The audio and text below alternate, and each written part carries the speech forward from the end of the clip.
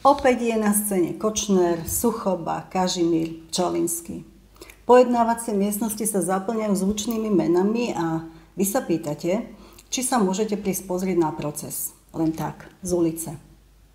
Áno, môžete. Väčšina trestných pojednávaní je verejná. Stačí slušne sa obliecť, vyhľadať konanie, ktoré chcete sledovať, vypnúť mobil a sadnúť si do zadnej lavice pre verejnosť. Nemusíte sa vopred ohlasovať ani volať na súd, jednoducho prídete. Nezabudnite na občiansky preukaz, inak vás nepustia do budovy súdu.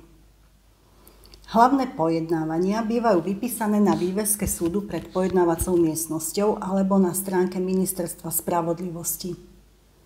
A áno, ak máte trochu trpezlivosti, môžete si naživo vypočuť obžalobu, výsluchy svedkov, záverečné reči aj rozsudok.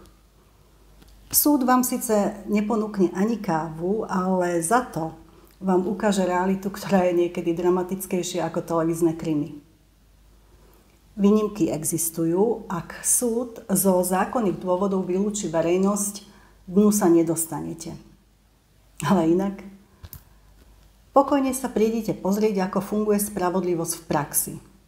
Veľká zábava tam síce nie je, ale zaujímavosti viac ako dosť. Máte nejaké otázky?